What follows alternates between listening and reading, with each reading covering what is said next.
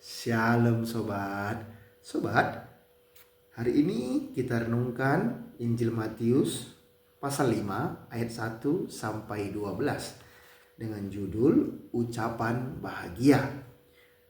Ketika Yesus melihat orang banyak itu, naiklah ia ke atas bukit, dan setelah ia duduk, datanglah murid-muridnya kepadanya. Maka Yesus pun mulai berbicara dan mengajar mereka.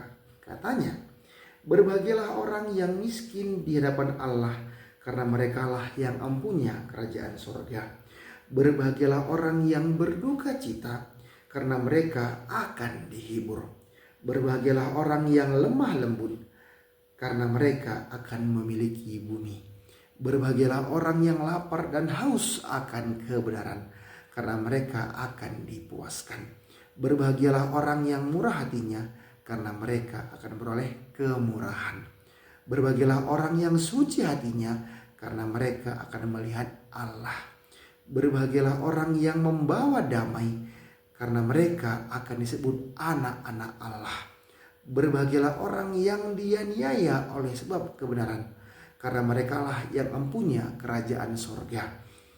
Berbahagialah kamu jika karena aku kamu dicela dan dianiaya, dan kepadamu difitnahkan segala yang jahat.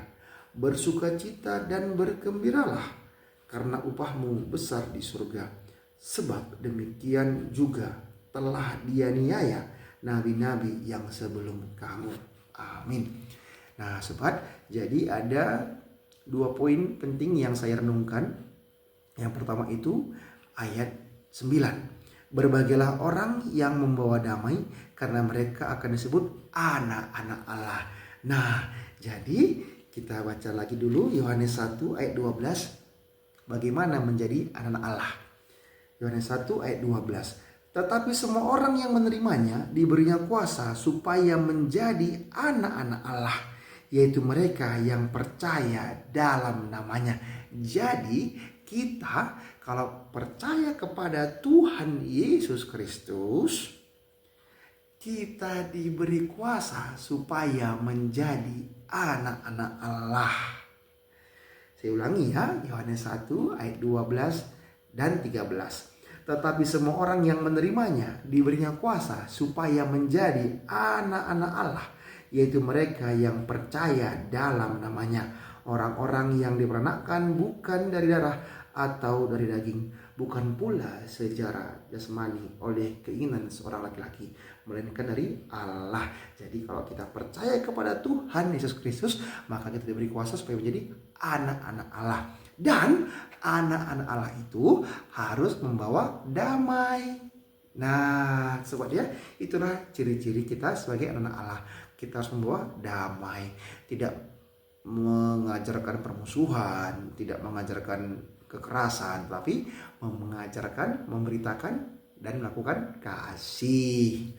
Gitu sobat ya, itulah ciri-ciri kita sebagai anak Allah, yaitu membawa damai, memberikan kasih kepada sesama sobat ya.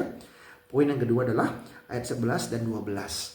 Berbahagialah kamu jika karena aku kamu dicela dan dianiaya, dan kepadamu difitnahkan segala yang jahat. Bersukacita dan bergembiralah, karena upahmu besar di surga. Sebab demikian juga telah dianiaya nabi-nabi yang sebelum kamu. Nah sobat, jadi kita harus berbahagia. Walaupun kita dicela, dianiaya, difitnahkan segala yang jahat, kita harus berbahagia. Kenapa?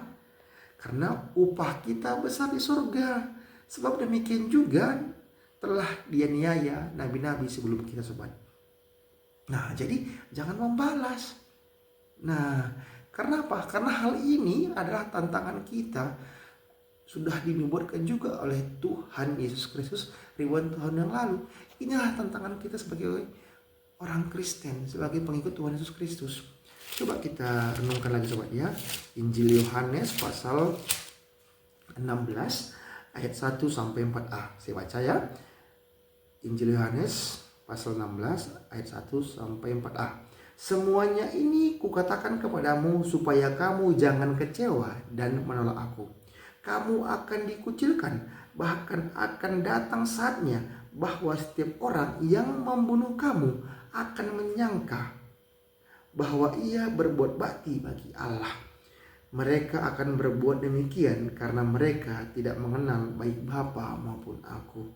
Tetapi semuanya ini kukatakan kepadamu, supaya apabila datang saatnya kamu ingat bahwa aku telah mengatakannya kepadamu. Nah sobat, itulah makanya kita percaya kepada Tuhan Yesus Kristus. Kenapa? Karena firman-Nya saat ini terjadi dalam hidup kita sebagai orang Kristen. Kita dikucilkan, kita difitnah, kita dihina, rumah ibadah kita diganggu. Ya, tapi iman kita tetap teguh. Karena apa? Karena firman Tuhan itu nyata. Makanya kita percaya. Dan kita harus tetap membawa damai.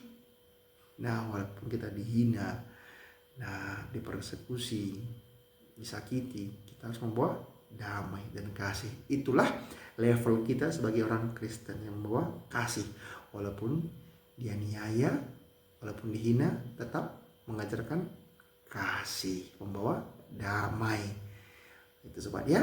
Itulah sebabnya makanya kita Kristen semakin yakin dan semakin teguh beriman kepada Tuhan Yesus Kristus. Kenapa? Karena ucapan Tuhan Yesus Kristus terbukti adanya. Dan itulah yang membuat kita tetap teguh.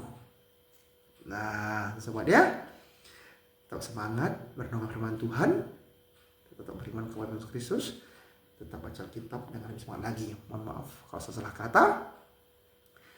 Terima kasih. Tuhan Yesus memberkati. Shalom.